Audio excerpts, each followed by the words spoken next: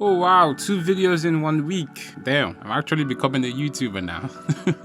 Okay, unfortunately, no intros. Intros normally take my time, so for these kind of videos, I won't be doing any intro. Now, I know the Owl House fever has probably ended by now, but there were some fan theories that I saw online that just made sense, and I felt like, you know what?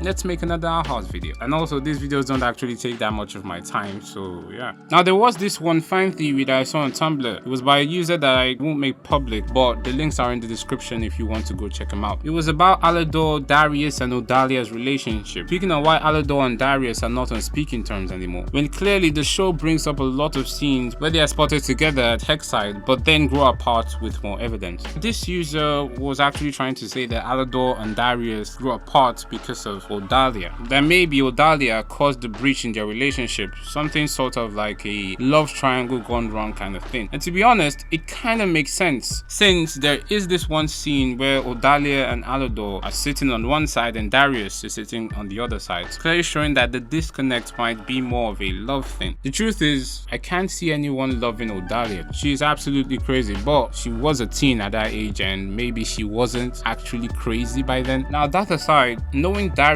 who is probably one of the most fleshed out coven heads after Ida's little will they won't they, aka my boy Rain, Darius doesn't seem like someone who would hate another person throughout his adolescent and adult life because of a love interest. And knowing how he has clearly seen what Odalia actually becomes, what's the need of hating Alador? Now then, that got me doubting this fan theory. Here's my thoughts. Darius actually does not share the same views with Alador towards abomination magic. This I'm more inclined to believe because of the fact that this hate for Alador lasted into Darius's adult life. Like I said, I don't see a feeling situation being a concrete reason to hate someone for this long. Darius is a well-spoken, elitist kind of person, and I'm sure that's how he approaches his abomination magic too. He wants to keep it as it is, not innovate it into what it isn't, or into a machine that is capable of doing an Eren Yeager on the whole of the Boiling Isles. So this is actually a very good fan theory, to be honest. The unfortunate thing is we actually never got to know the reason for Darius' hate towards Alador, but it's actually a very good fan theory. By the way, we are in the wonderful part of the video where I tell you to subscribe and like. Thank you very much if you choose to do so.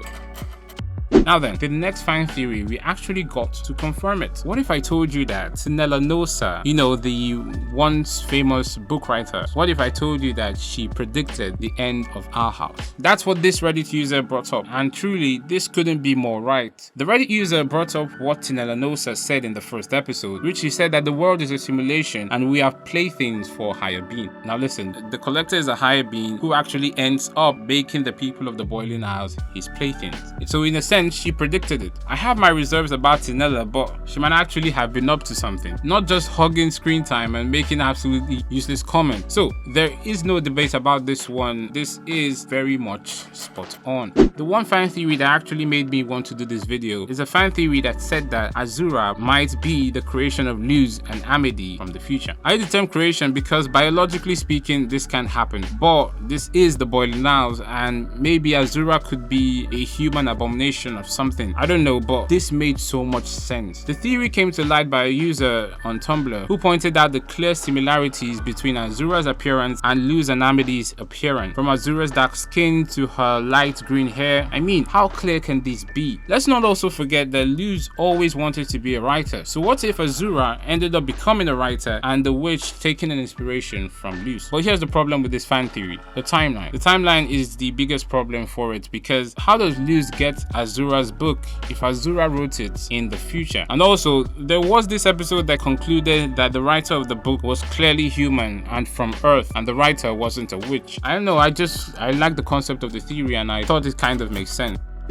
Now the final theory for this video is more sciencey, but is the more grounded Owl House fan theory I've seen out there, and it was brought up by a peculiar Reddit user named Joinchi Cat. Now this Reddit user brought up the conversation that witches of the Boiling Isles are actually descendants of ancient humans, pointing out things like how they use glyphs and the Titan's blood as a means to link those clues. You could go check out all of the fan theories, I put their link in the description by the way. Now this fan theory makes the me most sense out of all of the fan theories I've gone through in this video, because us as human beings, we adapt over time to our environments. That's why people in high altitudes who live their whole lives there may have higher hemoglobin concentration and higher capillary density, which makes them more adapted to get oxygen around their body. Sorry, got carried away there.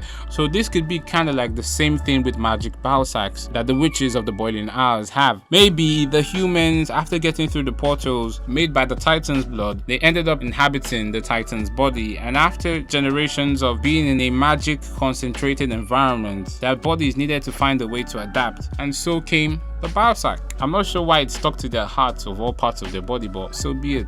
That's it.